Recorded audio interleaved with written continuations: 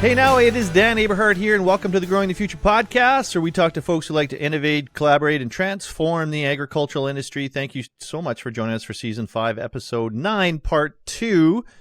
We're talking to a guest that we had on earlier in the season because he's got some big news for us, and he wants to share the good work that he's doing in the agricultural community. But before I introduce today's esteemed guest, I'd like to remind you to check out the family of companies that's bringing this podcast to you, the Aberhart family of companies, starting with aberhartfarms.com, where we grow food to feed the world in Langeburg, Saskatchewan, suregrowth.ca, where we offer precision agronomy consulting services, convergencegrowth.com, where we accelerate solutions across food, health, and agriculture, and aberhartagsolutions.ca, where we deliver one-of-a-kind fertility solutions of the future to your farm. You can get notified about all of our new episodes by signing up for our newsletter at growingthefuturepodcast.ca. My next guest has been a busy man since we last connected in Season 5, Episode 9. He's written a new book that he's very excited to share his passion about today. He's got another baby on the way. We just talked to the lovely Bernadette there. She's going to have another child here to add to the tribe and increase the workforce on planet Earth, repopulate planet Earth, doing your work. Thank you so much for putting in your efforts. There's nothing small about raising a child, but most importantly, this man's on a mission to make family Christmas great again, making sure that farm families can get together for the holidays without punching each other in the face. I hope that, the Aberharts can do so. Odds are good. There won't be any physical violence. We're all going to hopefully get along. But this fellow, by helping stubborn farmers work together, he's saving family farms one at a time. And I'm sure we're going to talk a little bit about the statistics that actually aren't that great for passing down the family farm. That's how important this is. And he's successfully saved a lot of family farms in 22 states, 5 provinces with his unique practices. Maybe it's even a greater amount of states and provinces since we last talked to him mid-season 5. So we're going to talk to him about his latest book that he's really excited about releasing. It's going to be available on Amazon, I believe, and both as all different formats of books, but also he's done a really good job of doing the narration as well, which we'll talk about, his secret to success on the narration of the audiobook. But we want to talk a little bit about, this fella's journey, why he's so passionate, what he does to help farm families stay together, and really what are some of the practical tips and tricks that he builds on in his new book to help, farm families be successful. So welcome back to the show, Andy Caygeon Junkin. How are you now? I'm doing amazing, brother. I'm doing amazing. Thanks for having me on. Hey, man, I really appreciate you reaching out. And, I really love the passion that you have around this. And probably nothing more rewarding than helping farm families succeed, both figuratively and literally. Succession is part of the word succeed. So, but there's a story that you start the book out with, Andy, about an individual named Bobby. I'm not going to give away the ending to that story. It's yours to tell, but tell us the story about Bobby and how that ties into what you do and why you're so passionate about what you do. Well, you can actually we just put it online just 5 minutes ago. You can actually listen to my audiobook. It's free till Christmas at stubborn.farm. Just go to www.stubborn.farm. Bernadette just put up 5 minutes ago. We're launching the book right now as we speak. And so this has been several years in development. I've written 6 books before, but this is definitely my magnus opus. We thought about that and also later today I'm going to be possibly delivering a baby. We have Bernadette was due on Friday, and it's Wednesday now, and so we have a doctor's appointment this afternoon after this podcast actually, and so. Who knows? I might have a baby boy by midnight tonight. We'll see. Dude, you're on top of the world with blessings and success, and you deserve it. I tell you that. So really, really, really happy about that. We were going to deliver the baby on the podcast. Well, be a couple male midwives here, but I have a good buddy that had to deliver a baby on a staircase once, and his calving experience came in handy. But have you seen how? Yeah, I've delivered enough calves, but I'm a big believer in hospitals. Yeah, right. Huge. You're not going to take any chances, back in the red barn in the back 40. Yeah, we've had too much experience doing that. But anyways. What is the story of Bobby, and how did that lead you to becoming an author and a coach? Well, I'm a 7th generation farm boy, and Bobby is me. Most folks that went to University of Guelph call me Bob Caygeon. Since I was 9 years old, for some reason, where I'm from, nobody's married there outside of a 7-mile radius for 7 generations. So there's a lot of Junkins in about 10 miles, and I'm Mark Andrew Junkin of Bob Caygeon. There's an Andy Junkin in the next town over, and there's Mark Junkin in the town north of us. So I was always of Bob Caygeon. I signed every legal document since I was 9 years old of Bob Caygeon. Huh. And to me, it doesn't matter my name. What matters is where I'm from. And that's because the first white man killed in our county was back in 1832. And he was my ancestor. And I always grew up thinking that I had a right to farm because he had died, so I could have that right. And growing up as an 80s farm kid, a lot of my cousins didn't carry on the family tradition. I remember my uncle, well, I won't say which uncle, but his boys did not continue they sold the cows, and the shame that my dad said it was. And so it was on me to carry on family tradition, even though there was a contradiction. My high school principal and my guidance counselor, they had an intervention. They said, well, you should go to do something other than agriculture. Because Bob Caygeon, for those of you that don't know, it is not prime agriculture real estate. I mean, basically 5 miles north of us, the corn does not grow. We're the edge of the world, edge of the Canadian wilderness. And, it's pretty rough, stony land, right? And, but, what caused my family to be successful in farming that stony land for 7 generations is the fact that we were stubborn. And what caused my family to fall apart, though, is the fact that we were stubborn with each other. And for the last 16 years, I've been hell-bent to turn the word stubborn from a bad thing to a good thing for family farms by helping stubborn farmers work better together. I was really curious about the element where you felt predestined. You felt so strongly all of your identity was attached to the predestiny of taking over this family farm from a whole bunch, even as a Calvinist, you mentioned. I almost hung myself. And I don't say that for anybody to feel sorry for me. But I was so hell-bent to carry on a family tradition. Basically, when I went home to farm with my dad, so I went to University of Guelph, had a really good time, learned how to two-step, taught a lot of girls how to two-step. But I never missed an Aggie pub, but there wasn't a day that I wasn't in the library, too. And I actually had my own office in the university library because the librarian got so sick of the mess I left that she gave me my own cubicle, my own little office. And by the time I started working on our business plan, the day I left for college, my mom, she showed me our farm financials, and she said to me, you got 5 years to fix these numbers, or else I'm leaving your dad. So I went to Guelph to find a wife and have a good time, but I was also there to save the family farm. And that put a whole different emphasis on things. And so when I went home, I had a 200-page business plan by my final year of school. The guys across the hall from me in Guelph, their dads, they both copied off each other. They both wrote their business plans the night before it was due. We had a business planning class in our last semester at Guelph. And they both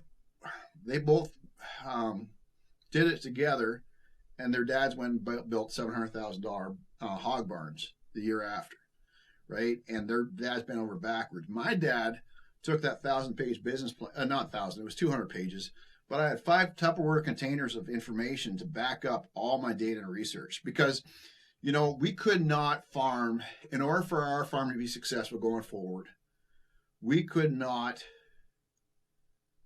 farm like the Ontario farmer said, because Western Ontario, you can just copy what the neighbors are doing, but nobody was making money farming in Bob Caygeon. We had to do things different. I went down to Australia and New Zealand for a year in between doing a degree and diploma, and went and got 120 pounds in textbooks.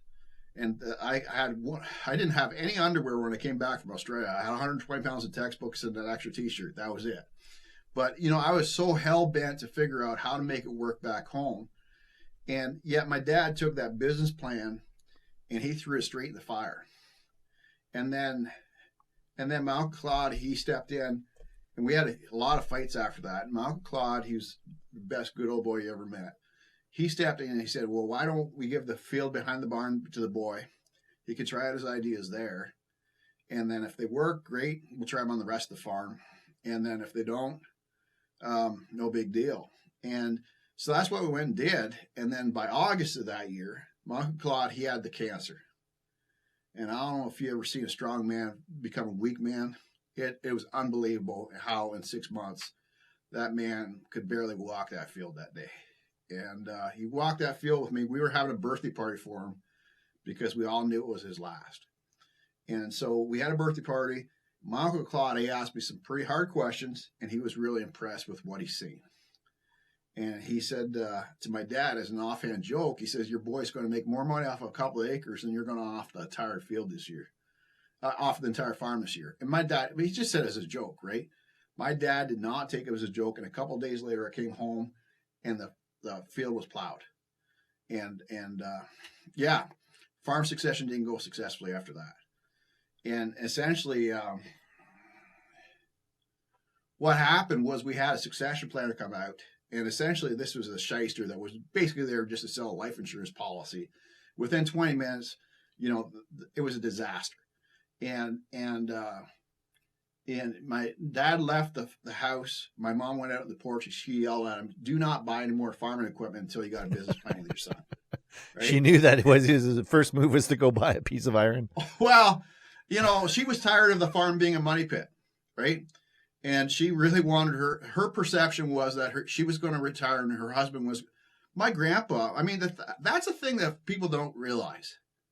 It's the biggest change we've had in technology is that back in the 1960s, when Dad was 60, he would retire. Like my grandpa, he in 1960s hit, he retired and bought a little house in town. Nowadays, when Dad's got bad hips, he goes in for hip surgery. He's farming into his 80s or 90s. And if you want to farm to the day you die, I'm all about making that happen. But the problem we have is we have this pissing contest between father and son as to who's smarter, right?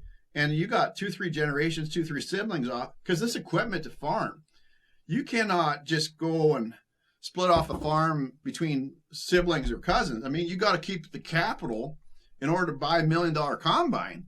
You've got to keep the family capital together in order to have the economies of scale of farm. So it's no longer a situation where it's me farming, it's us.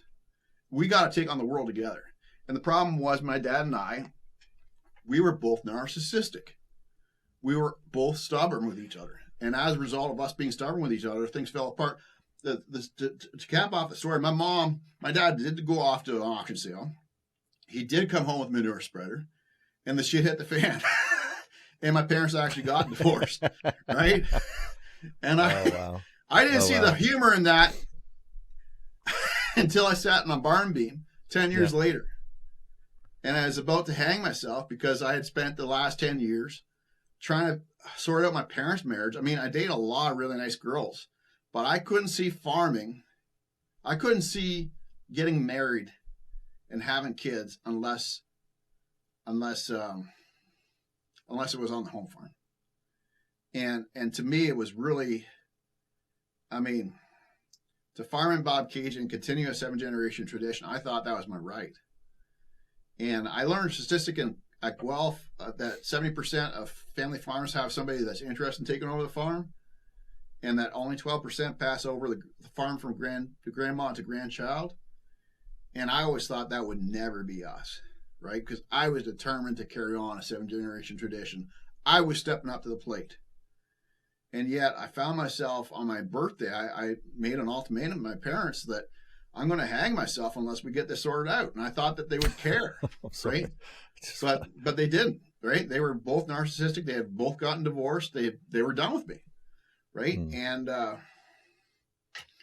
I didn't want to hang myself, but what the hell? I mean, I don't know how long I was there. I don't know how long I was on that barn beam.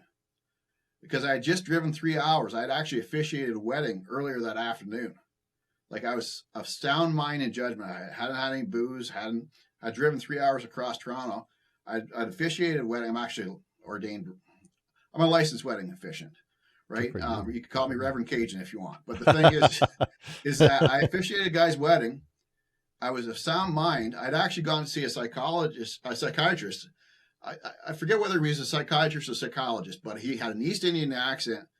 And he said, this is about a month before, he said, there's nothing wrong with the chemistry in your brain. you've made poor life decisions because you're trying to please your parents. And so I was sitting there, I was like, how the hell did we get to this point?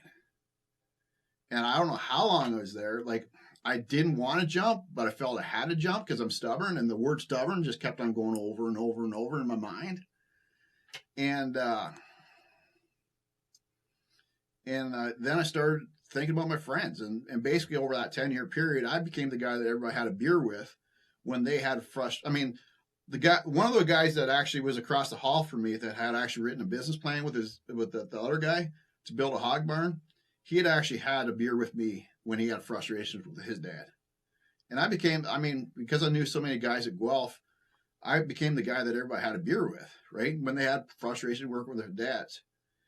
And yet I walked in the barn with a rope thinking that I was the only one that had this issue. I felt really hard done by.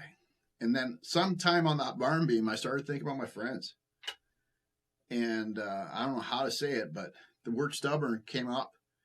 I was like, I got to fix this stubborn issue. And I left the barn, and I've never been back to Bob Caygeon since. And I've saved farms in 22 states and 5 Canadian provinces. But, a long time, folks thought I was crazy because they were like, what the hell are you doing? Specializing in helping stubborn farmers work better together. But hopefully everybody can read the book Stubborn and understand why. It's fascinating when you tell that story because you think about it 20 years later or whatever the number is, 30 years later, Andy, you now recognize you have a world of possibilities away from the farm. You're, an author, you're a coach, you're a father, and you could almost do anything. You're up at 4 a.m., you're reading 75 pages with that kind of motivation and understanding of the world. You could tackle anything, but at the time, just to stop there, because I think all of us face that at some point, like our darkest day, you don't feel like you have any choices. Yeah. To be a Junkin from Bob Caygeon meant you were a farmer or you were nothing. Well, and you talk about it in your book, I guess salespeople aren't supposed to talk about religion or sex or politics, but I find the conversation pretty boring without it. But you were a Calvinist, so it was, or maybe you are Calvin. That was I thought at that moment that to be a Junkin for Bob Caygeon, I had to farm. That was in order to be, and I can tell you now, I'm in Iowa.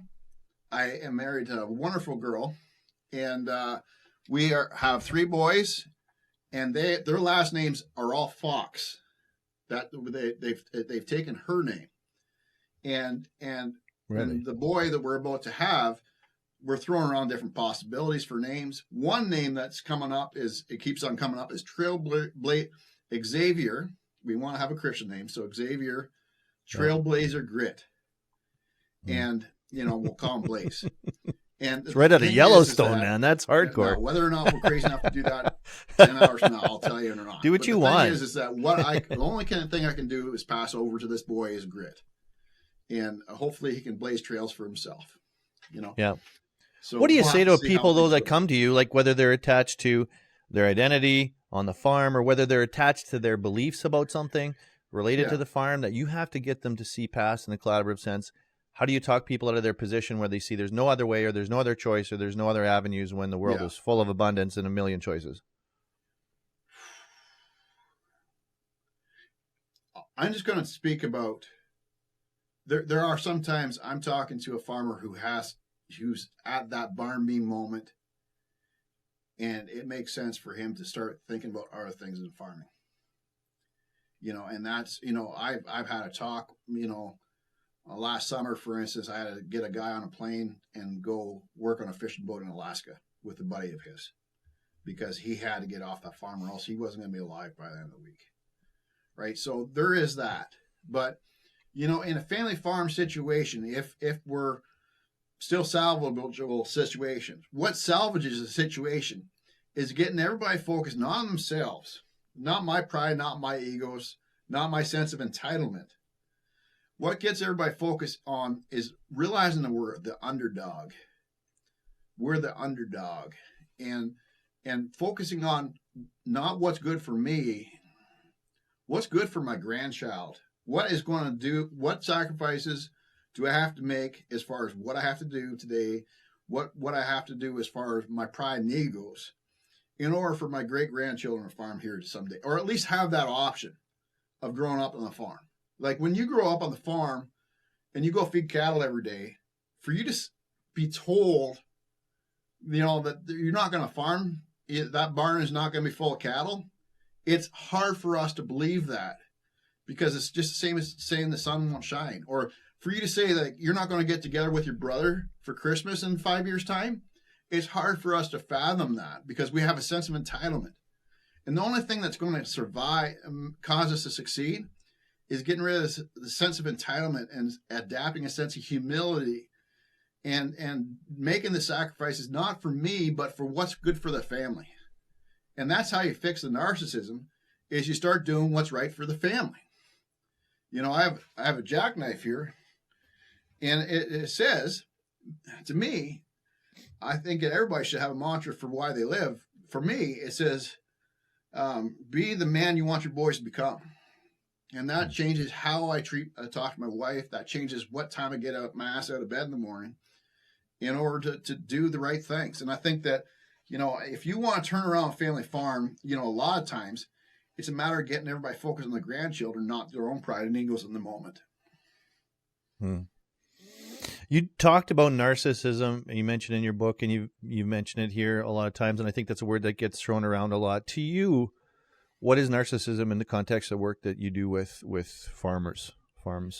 Well, I think the thing is that my dad is narcissistic. I mean, there's no doubt about that. But the truth is that the moment that I was trying to farm with my dad, I was narcissistic too. I didn't care about his feelings. I only cared about my feelings, right? And the problem was we were only concerned about our own needs, our own feelings. We didn't care about each other's, right? And in order to have a team environment, the thing is that farmers have a higher degree of narcissism than the average person in society.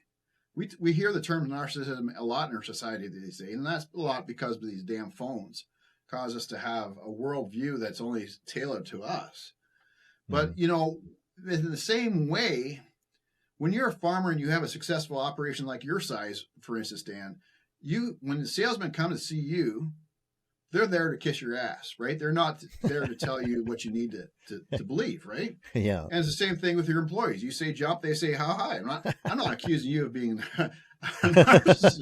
Hey, I got narcissistic tendencies. All of us, for sure. All of us can fall into that trap. And when we have this, what time dinner's on? That's determined by your needs, not maybe the other family needs. It's the family farm environment is a trap for narcissism. And just the same as like for a salesman, you're always drinking, you're always socializing. It's an easy trap to fall into, become an alcoholic in that environment. Yeah. The same thing for a family farm is that and it's easy to pour down booze down a toilet. But for you to start being apathetic, for you to start considering other people's needs, it's really, really hard. And, you actually look on Google, you Google narcissism and the solution, or you go on Udemy's classic. So Udemy is an online course. There's 14 different, a couple of years ago, I went on, there's 14 different courses on how to deal with a narcissist. All those courses, I went through all the courses. And their only answer was to divorce that person. Really? And honestly, that is the ultimate solution they all had. And you look at all, and you look at all, pretty much all industry research is pretty much a lot of psychologists recommend divorcing. That's if the person doesn't change, then divorce them. And to me, I've lived through a divorce, and I can tell you that is maybe a short term. I at one point I said, well, great, we're going to have 2 Thanksgiving meals. I'm going to get turkey twice, right? But Thanksgiving. If you really want to drill down what matters in life to you, to me anyways, family matters, right? Yeah. Family matters. And, I study narcissism a lot, and that's partially a lot of the situations we have with farm management, farm succession cases. The root problem is narcissism. And if you actually look at narcissism, like there's about 10 different traits. Yeah. like a lack of empathy, lack of exploitive or manipulative behavior, or jealousy and envy, or blame shifting, or defensiveness. I mean, Yeah. these are all traits. I mean, there was one farm I was on, and it was actually personal friends of mine. And the father fired the daughter-in-law. And basically what happened was the daughter-in-law had a feed salesman show up to the farm, and she had a master's in dairy nutrition. So she got into a depth of conversation that her father-in-law felt pushed out of the conversation. And he said, well, that girl's getting too bossy. And the next morning he couldn't sleep, and he went and fired her. And it all came down to it's me or her, right? And he says, well, I'm, and the thing is that she went and slit her wrists, right? My friend actually had to kick in the bathroom door and saved her.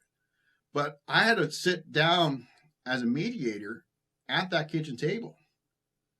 And that was weird, because I was personal friends of theirs. I actually gone to their wedding, where the father-in-law had actually said, like, to her son in the speech at the wedding, he says, you know what? This is the perfect girl. He went through all the different things. And the fact, I remember him saying the fact that she made a hell of a good pie, and he smacked his lips. And he says, we love you, son. We know the 50-50 chance of divorce, but if you guys get divorced, she stays and you have to go, right?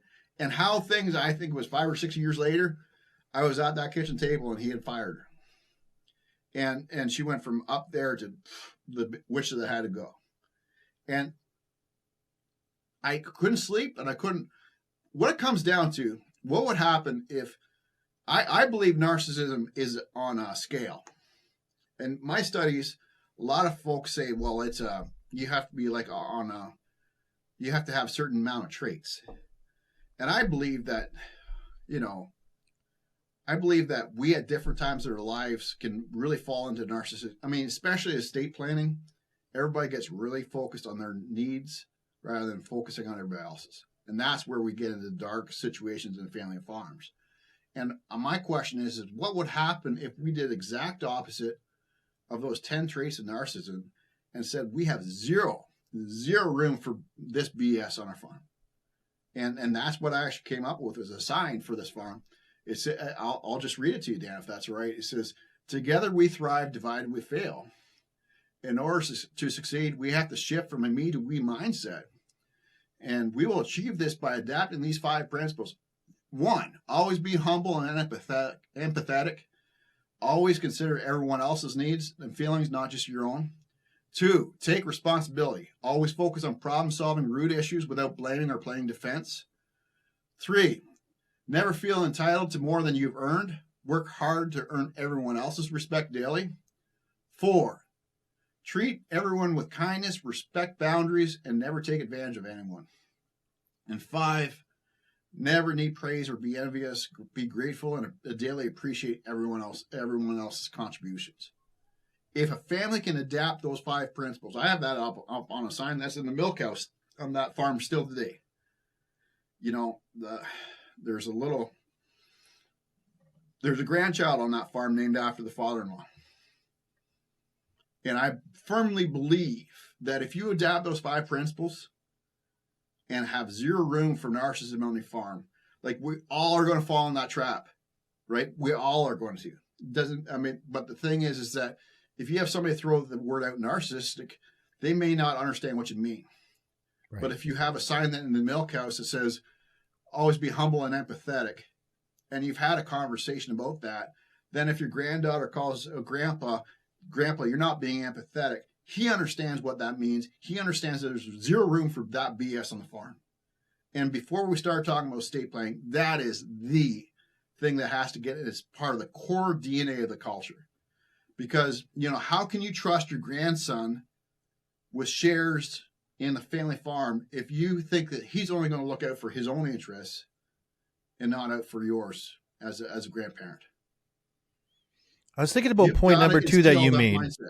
I was thinking about point number 2 that you made about not just thinking about yourself, thinking about others. But in your case, all you did was think about how to fix your parents' marriage, how to meet their needs. Where's the line? How do you set that? How do you let other people deal with their stuff? Worry about. I mean, Dan, yes, I was ultimate. I think that a lot of family farms, everybody does things. They tell themselves that they're doing things for the good of the long term of the family. But then we often fall in the trap of short term, what I need emotionally to that day, in that moment. Mm-hmm. You know, that farmer I just spoke to you about, he said that he wanted his grandchildren to farm someday. I remember being in the milk behind the barn with him. He said he wanted his grandchildren to farm. He said, well, she just has to go work somewhere else for 5 years. Well, that's not the environment, right? That would create that would create the long-term success of that farm, because, you know, she did a lot of work around that place, and so did the son. And Dad thought they were replaceable. He could just leave things in the estate to his kids, and things would be fine dandy. You know, I think that what's important is that I was narcissistic when I farmed with my dad. I looked often, yes, I did things ultimately for the good of the family and to carry on the Junkin family name and farming in Bob Caygeon. But I did things out of pride and had a lack of humility for certain. And it's only when we recognize our own BS and look at the fingers pointing back at us instead of pointing fingers at each other, and look at farming not as a challenge of farming with family, but a challenge to become a better person, that things switch around. And it's only by looking at the future grandchildren and their future and making sacrifices for that you will have a successful farm. If you're focused on lifestyle hedony and instant gratification and instant needs, that's how family farms fall apart. I love the part where you talk about three fingers pointing back at you, because I bet that 80% of your clientele, so to speak, the people that you're coaching, come to you rock bottom. They've got a disagreement they can't fix. Your job, Andy, is to get at that kitchen table and explain to this other person who has no sense of reason why they're wrong and they should see it my way. But here's the weird thing, right? You're training people, you're coaching people, you're assisting people to see this paradigm shift of, wait a minute, three fingers pointed back at me. I'm also creating this issue, this interaction. And at some point, if I don't take responsibility, we're going to stay in this doom cycle. This is why I wrote the book, is that people call me and they say, come fix my son or come fix my father. I'll pay you big bucks to fix that person. Like, do surgery if you have to. One day, right? Can you operate on them? You know, everybody's pointing fingers at each other. There was a moment, like, I've done this since 2007. I've been officially doing this full time since 2010.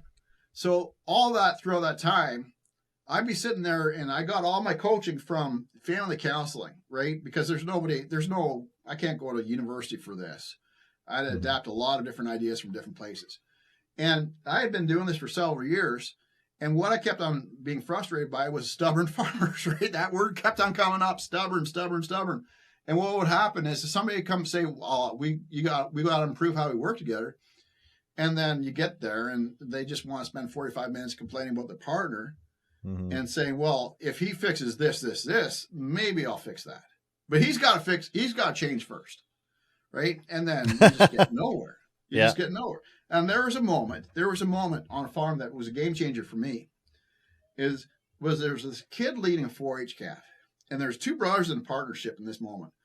And the two sister-in-laws, they had actually been best friends back in high school. And they were worst enemies that day. They were saying things to each other that they should have they'd force their kids to wash their mouths with soap if they said that in front of their kids. I've been there. Yeah. But the thing is, that kid was leading a 4-H calf, and he was about 16 years old, and he got up to milk cows every morning. And his uncle had only good things to say about his nephew, but about his brother, he had nothing good to say. And his brother his statement was, there's no doubt my brother's hardworking. He's just hard to work with most days. and that he said that after he broke down crying when I asked him, what's it like to farm with your brother on a good day? And they basically had me out there to get a divorce. They said that they wanted to improve how their family relations, They just had me out there to broker a deal. Yeah. The fit was hitting the shan in that moment. The one brother, he said, well, buy me out. The farm's worth $10 million. Write me a check for $5 million. I'm freaking out of here. He did. For the low price of $5 million. Well, I mean, that happens a lot. Big bucks. And the thing is that he wanted, I mean, what was he going to do with a $5 million check? Yeah. Right. He was going to go buy the biggest house in town, buy 3-4 nice sports cars, maybe 3-4 nice tractors. Right. And then what's he going to do with it? Right. It's all going to be pissed away in 15 years. And the thing is that all he wanted was a check for $5 million because his brother had told him he was worthless for the last 15 years. And too often we get into focusing on our pride and emotional needs to be recognized, that we don't recognize what we're all about. He had lost his way. In that moment, he was a farmer through and through. He was a really good guy. He had 5% about his character that was a fault. His brother had 5%. His brother was bossy, manipulative, narcissistic. This brother that wanted to be compensated, he'd be a hard worker during spring planting and fall harvest, but middle of February, he'd screw the dog, right? And they wouldn't get oil changed in the tractors in time, and they were always late getting the crop in because of, you just disorganized, right? And both guys were good guys, right? But, the one brother had to recognize the little wins and recognize not just his needs, but the emotional needs of everybody, and be somebody that anybody would want to work around. And then his other, the brother that wanted the $5 million check had to start looking at the value of his time. And each of them had a Dr. Jekyll and Mr. Hyde. Both were good guys, but both of them could be jerks to work around. Right. And the thing is, when we go to town, both those guys were nice people to go visit. Right. They were nice people to sit down and have a pie with. But the thing is, and they were well respected in the community. You could obviously see that. One guy was a church deacon. One guy was a hockey coach that everybody loved in town. But the thing is that they both had 5% of the character that was flawed. And yet, when I was sitting down at the kitchen table with them, they got into the moment that they started talking about a buyout because they all were pointing fingers at each other, and nobody wanted to change. Everybody wanted to sweep their mistakes underneath the carpet. And there was this kid leading a 4-H calf. What's 4-H all about, Dan? Leadership. What else is it about? I think I said this last podcast. I can't believe I didn't know there's going to be skill testing questions on the podcast here. I mean, you asked me the same thing last time. Sorry, I think I said cover some of the stuff, but this is the key. Key stuff that's the part of the book is. I mean, we don't. It's not just about making a cow, leading a cow on a dog leash, or to make a sow look pretty, right? 4-H is about character improvement, right? Becoming a better person as a result of the challenge of developing grit. Yeah. That's, I mean, and we expect our kids to improve, but then we get to be adults and we say, I don't need to improve. My partner needs to improve. Everybody else needs to improve. I'm perfect. Yeah. And that's where we get into imperfect family situations, is when everybody thinks that everybody else has to change. I don't have to change. Yeah. And I think the simple solution in that moment, there was a Bible sitting on the kitchen table, and it was turned to Matthew 7:5. And it said, Matthew 7:5, it says, do not take the speck of dust out of your brother's eye until you've taken the plank out of your own. And I started thinking, like, what would happen if we had 4-H for adults? What would happen if instead of everybody sitting around the table, everybody had a sense of humility and said, okay, what do I have to do to improve? What would happen if every partner on that farm for the next 2 years made one improvement in the character? I believe for every challenge you have in life, you either have an incorrect belief, a character flaw, or skill deficiency. Yeah. If you ask that question, like, what's one thing I can improve? I guarantee in that situation, we did that. And that moment, I got the light bulb came on. And they're successful today. But I think that the key is to have a sense, if you made one improvement on your farm in the next 12 months for each partner's character and turn a weakness into a strength, and you made one improvement in how you work together as a team, every month for the next 12 months. You made 12 changes to how you work together as a team. How much different would your operation be? And I think that before we start talking about this estate planning, we got to make sure we have successors that don't just have potential, but they're realizing their full potential before we have the talk. And that's the core part of my program, is I believe that there should be a 2-year period where we're, as father and son and daughter, everybody's trying to make one improvement a month. And it's only after we've had 24 months consecutively, or nearly consecutively, that everybody's been trying to improve themselves and trying to become a partner and friend anybody we want to work with, that we talk about the long term of us working together in the long term. So many of your stories in the book have a common theme where somehow equipment and land and buildings become like a chess piece in the complicated landscape of relationships. Your dad went out and bought a manure spreader when he shouldn't. One girl's father, instead of making the business improvements to improve cash flow in the barn, went and bought a $600,000 combine for her brother, who he wanted to come home and farm. It just seems like that's a common theme where these are sort of outcroppings of how people are feeling, their emotional purchases and stuff like that. Yeah. That's a big challenge, not only for the farm as a business, but when you're doing it out of the improper motivations. How do you get people, you talk about number one, incorrect belief. How do you get people to step away from that, where your equipment and your the amount of your acres, I always ask people how many acres they have, because it tells me a lot about, their farm. But it seems like it's a measurement of who we are, our success, and I never mean it that way. Yeah. You just have to look at the statistics of Western Ontario. Yeah. There's a lot of Dutch immigrants that came over in the early 50s with nothing. And they have built empires because they had a different set of values that made them successful. Whereas people in the 1950s that had been on farms that had been at that time several generations old, probably were successful. They weren't able to keep up with those Dutch immigrants because they had they weren't willing to make the sacrifices necessary to be able to make sure that their grandchildren farmed. And there's a difference in character. And I think the thing is that better the character you can have, the more likely it is that all that hard work is going to go to be result in success. And so I don't care how good of a son and daughter you have and how proud you are of them. Everybody's got 5% of flaws, right? And if you can make one improvement, you can make 24 changes to your son and daughter's character, then you're going to have a successor that you or anybody would feel comfortable managing their money. And I think that's really,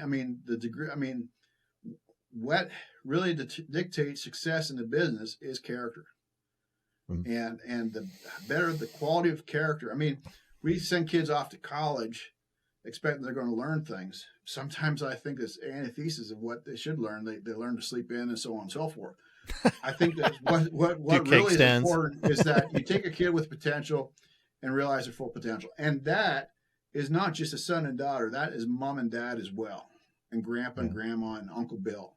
The thing is that I had a distant cousin, and she married a rich man, and she thought she had life made, and she got married to him, and he was a complete asshole to her.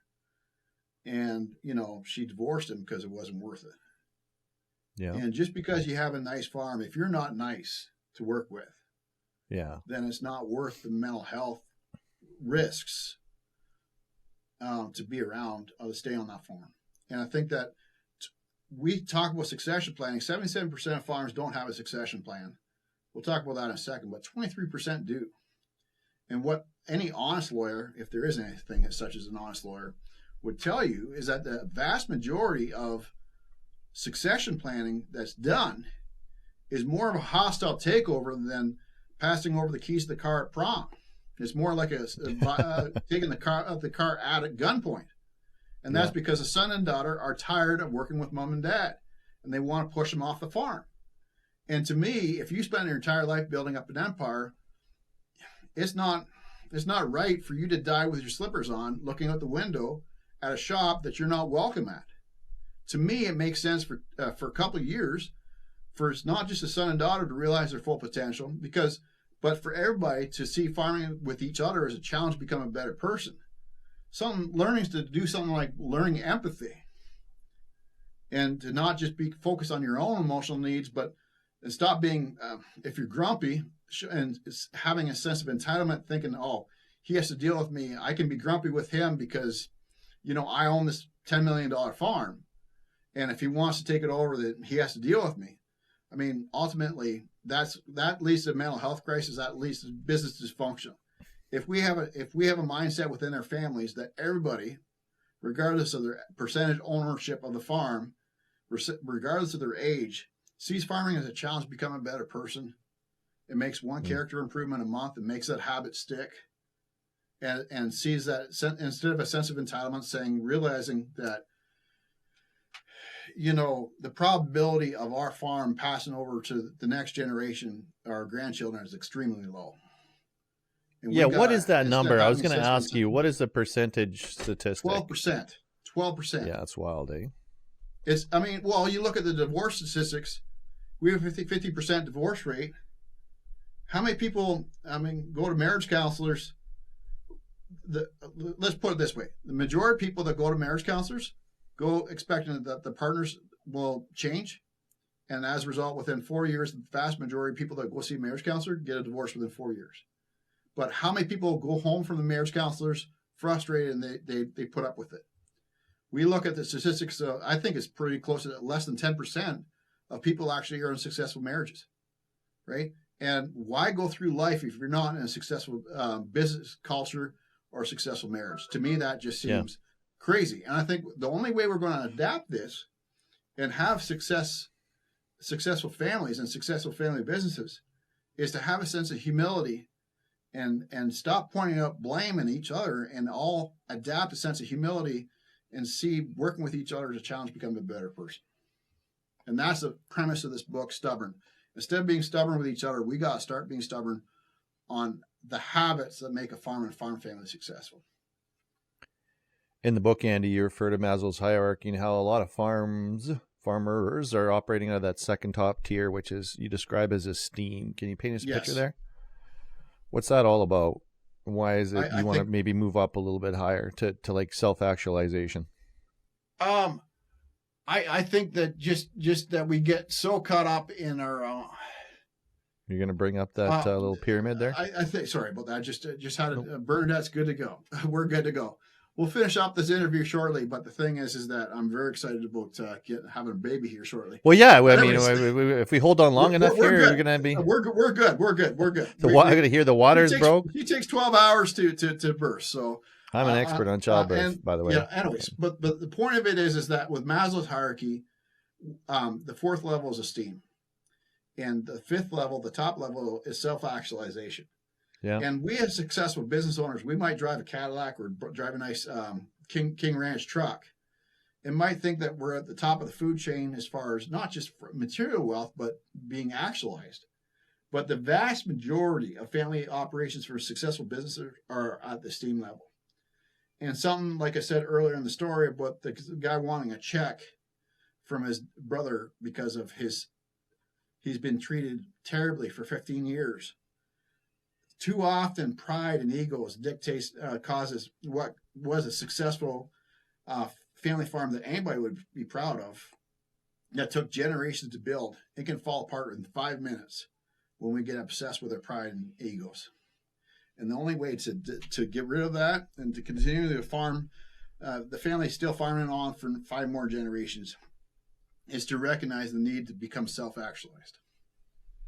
Well, you can drive a King Ranch, but the problem is it's still a Ford, Andy. So you can't reconcile that with all the coaching in the world. I drive a Cadillac, and it's the worst vehicle I've ever owned. Oh, really?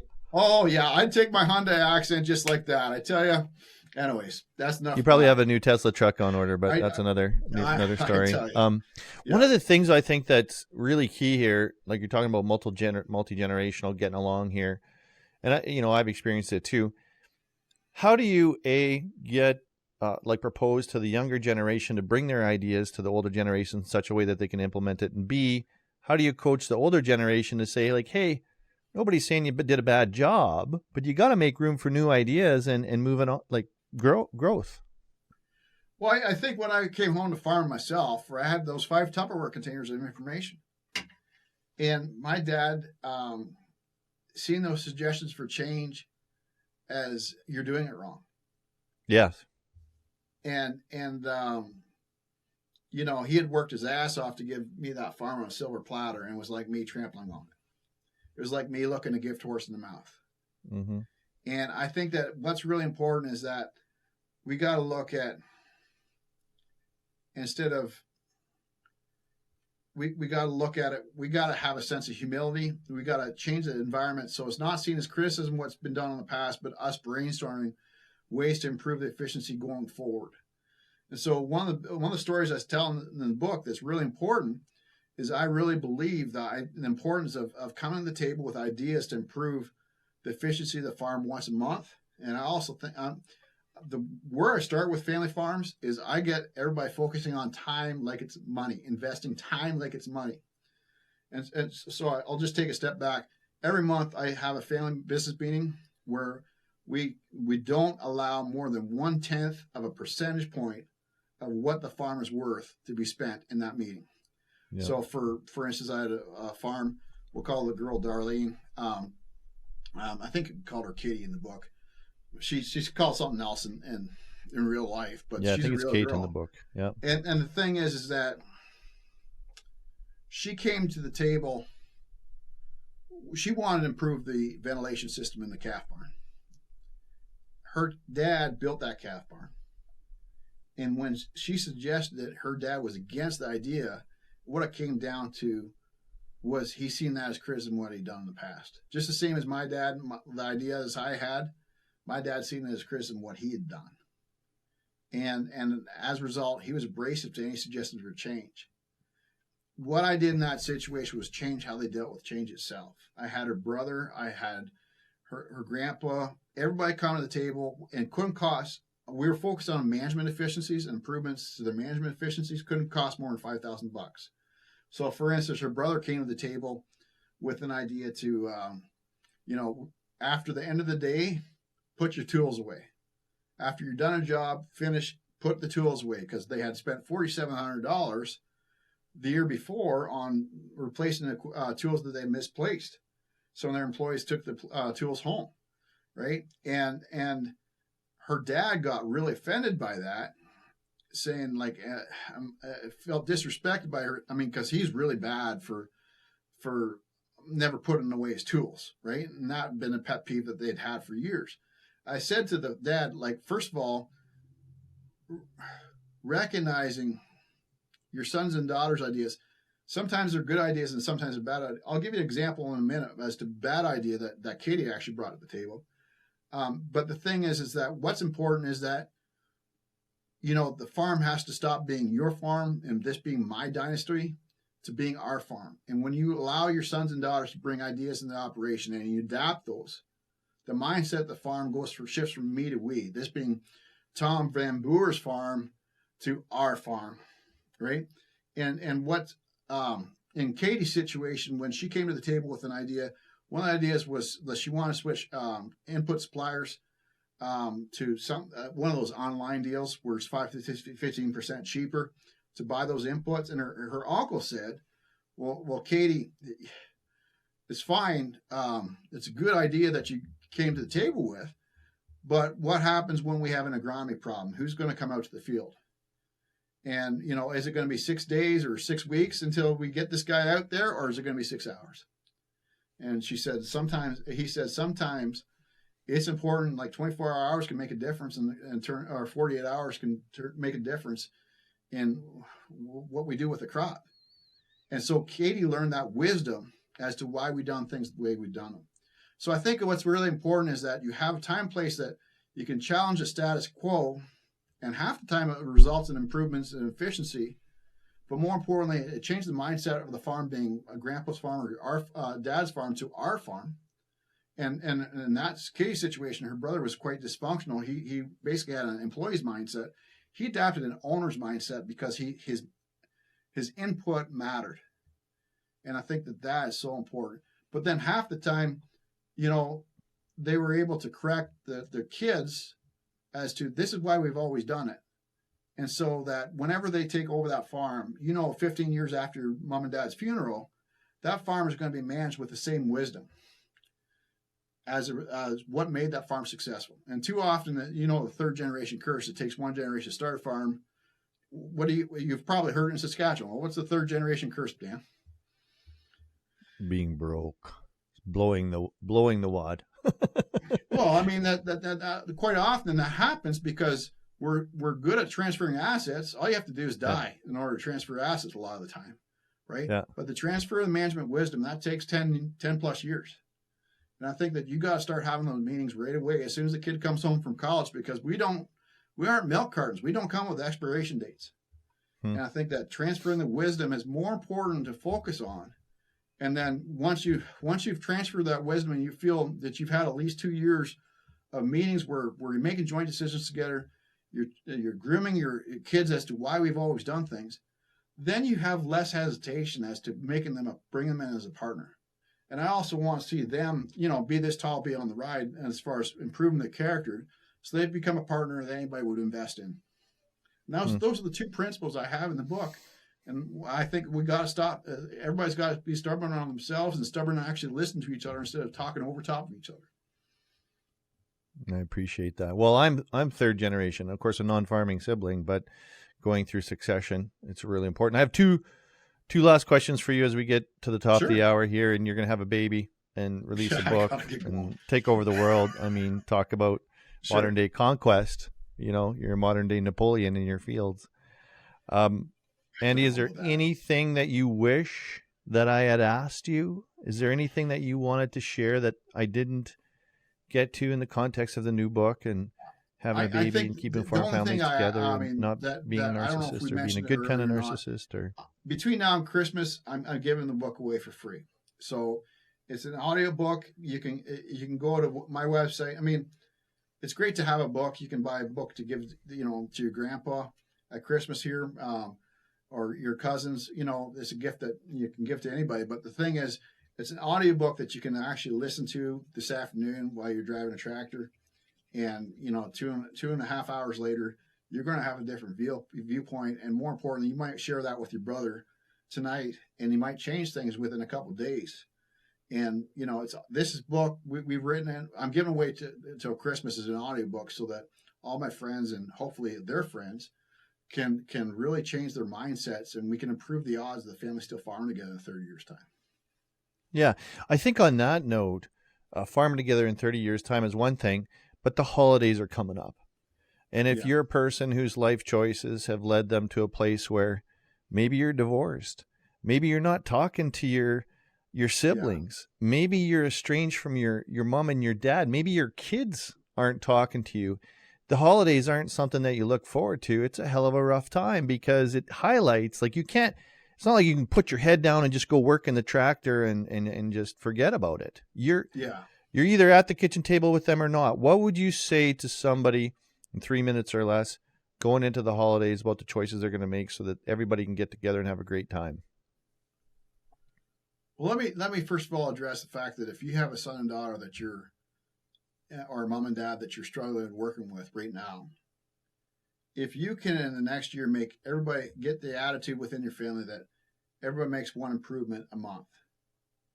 Now, hopefully in a year's time, it's going to be a different family Christmas as a result. Because obviously if you're butting heads every day and pulling the farm in different directions, you got a lot of headaches, right? And that all comes out of Thanksgiving. But I think that I think that if you can get this cycle, next Christmas can be. I mean, it might be a bit tense this Thanksgiving or this Christmas, but if you can get this in place, you can see the light at the end of the tunnel, and it's not a train. And what I have in the back of the book is a very simple step-by-step process. It's actually on the last page of the book. I have a pledge, and what I have on the last page is basically I have 10 simple habits that are easy for anybody to change. And as a result, you can circle one of those 10 habits that you have, the bad habits. And you can say, okay, I pledge to work on this bad habit in the next month. And then you say, okay, in the next 30 days from today, I want to have lunch or breakfast meeting at a certain restaurant. And if I don't make the changes to these habits, this habit I pledge to make, then I'll have to tip a waitress $100. And that's a way to start this.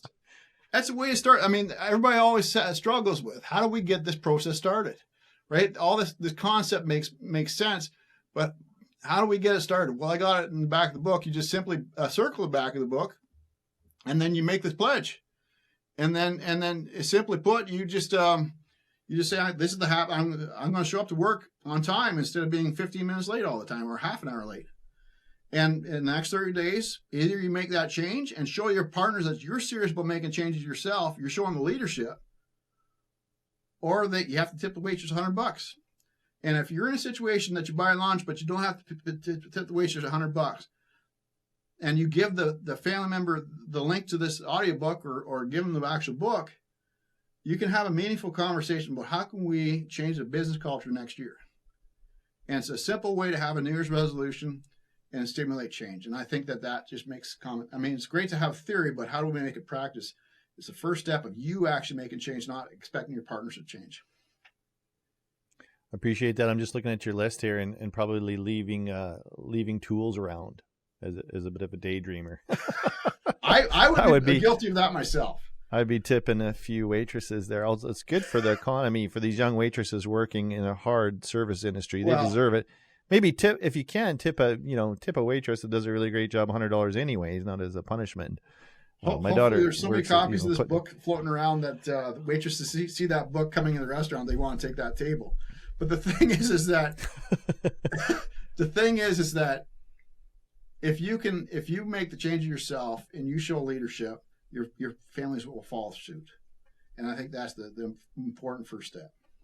Small changes can lead to a much better outcome where you can get together on the holidays, when it really shows you the dividends on the choices that you've made in life, how, the holidays can be a really wonderful time, but it's also a reminder of some of the separation we can experience in time. I'm really proud of you. I'm happy and excited for your newest child, whatever you name it. Maybe you'll be like Elon Musk and name it X or something unpronounceable, but it sounds like you're on the right track. I like what you're doing there. Absolutely. Thank you for reaching out and helping our listeners. With these things, there's always some listener that, hears this, buys the book, makes a change. Then the world changes around them. Don't buy it. Just go to the website and get a free copy of it. It's free. Right? It's free. That's all I ask. Right? Just go. I'm not in the business to make money. I'm in the business to save family farms. So just go to the website and get a free copy, right? And listen to it this next hour.